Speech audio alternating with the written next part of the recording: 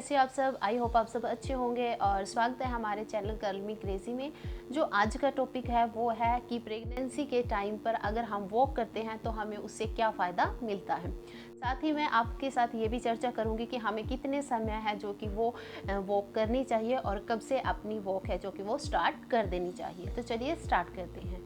जैसे ही हमें प्रेगनेंसी का पता चलता है तो उसके बाद हम हर चीज़ को लेकर है जो कि वो सतर्क हो जाते हैं कि हमें क्या खाना है, क्या नहीं खाना, क्या करना है, क्या नहीं करना है। उस टाइम पर साथ ही हमारे शरीर के अंदर इतने सारे हार्मोनल चेंजेस होते हैं, हमारे बॉडी के अंदर काफ़ी सारे बदलाव है वो आ जाते हैं, जिसके अनुसार हमारी बॉडी है जो वो एडजस्ट करना जैसे कि शुरू कर देती है। तो उस टाइम पर आपको एक्टिव रहना बहुत ज़्यादा ज़रूरी होता है। तो एक्टिव रहने के लिए आप जैसे कि वॉक कर सकती हैं, वो एक बहुत अच्छा विकल्प होता है, क्योंकि जैसे कि प्रेगनेंसी के टाइम पर मोस्टली जो स्टार्टिंग पीरियड होता है उस टाइम पर हम कोई भी जैसे कि एक्सरसाइज, हैवी एक्सरसाइज या फिर व्यायाम ऐसा नहीं कर सकते जो कि जैसे कि उल्टा इफेक्ट हमारे ऊपर डल सकता है।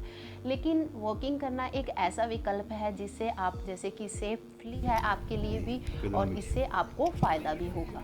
इससे आप एक्टिव भी रहेंगी और फिट भी रहेंगी। साथ ही जैसे कि यह एक ऐसी एक्सरसाइज है जिसके ऊपर बिना पैसा खर्च किए आप इसका लाभ उठा सकते हैं। तो चलिए अब जानते हैं कि जैसे कि पैदल चलने के क्या क्या फ़ायदे होते हैं।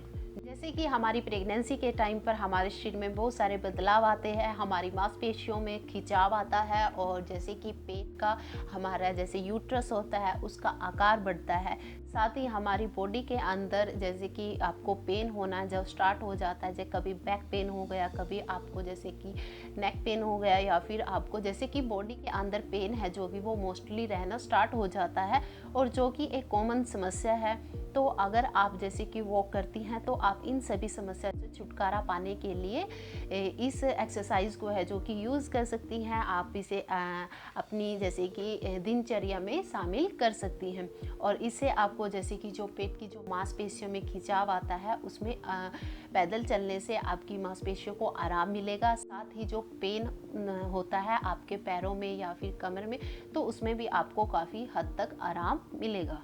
अगर आप डेली वॉक करती हैं तो इससे जैसे कि प्रेगनेंसी के टाइम पर जो वज़न होता है उसको कंट्रोल करने में बहुत ज़्यादा मदद मिलेगी। साथ ही जो प्रेगनेंसी के टाइम पर हमारा ब्लड शुगर लेवल होता है वो कभी बढ़ जाता है, कभी कम हो जाता है, तो उसकी मेंटेनेंस के लिए भी आप जो है वॉक कर सकती हैं, और यह एक बहुत अच्छा विकल्प होता है। इससे काफ़ी ज़्यादा मदद है वो मिलती है। प्रेगनेंसी के टाइम पर मॉर्निंग सिकनेस होना एक आम समस्या होती है। साथ ही जैसे ऐंठन की समस्या या फिर कब्ज की समस्या है जो कि वो हो जाती है। तो इन सभी के लक्षणों को कम करने के लिए वॉक बहुत ज़्यादा मतलब हेल्पफुल है, और इसे आपको ज़रूर करना चाहिए। पैदल चलने से हमारी जो हिप की मांसपेशियां होती है वो टोन में रहती है, और जिससे प्रेग्नेंट लेडी को जब जैसे कि लेबर पेन होता है तो उस टाइम पर अपने आप को रिलैक्स रखने में काफ़ी ज़्यादा मदद मिलती है।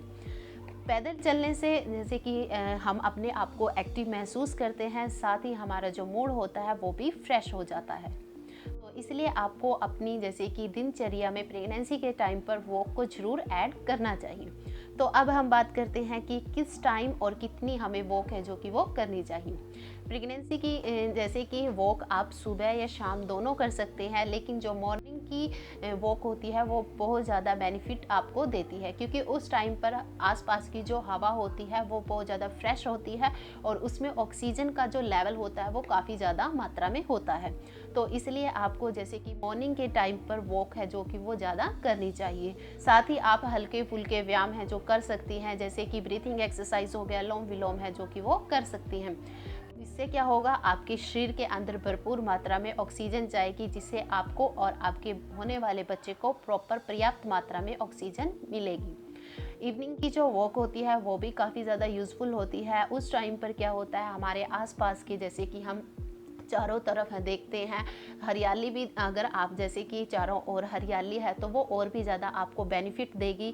और साथ ही हमारे आसपास का जो एरिया होता है वो एक्टिव होता है, उस टाइम पर सभी के सभी मतलब वर्क कर रहे होते हैं, तो हमारा जो मूड होता है वो फ्रेश हो जाता है। प्रेगनेंसी के पहले ही जैसे कि जब हमें पता लग जाता है तो उसके बाद हमें अपनी अगर वॉक है जो कि वो अपनी लाइफ के अंदर डेली ऐड कर लेनी चाहिए, यानी कि रूटीन में ऐड कर लेनी चाहिए।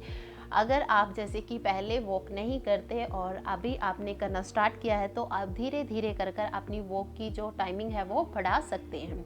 जैसे कि पहली और सेकंड ट्राइमेस्टर में हमें 45 से 60 मिनट तक है जो कि वॉक जरूर करनी चाहिए, और इसके बाद थर्ड ट्राइमेस्टर में आप जैसे कि 30 से 40 मिनट वॉक है जो कि वो कर सकते हैं।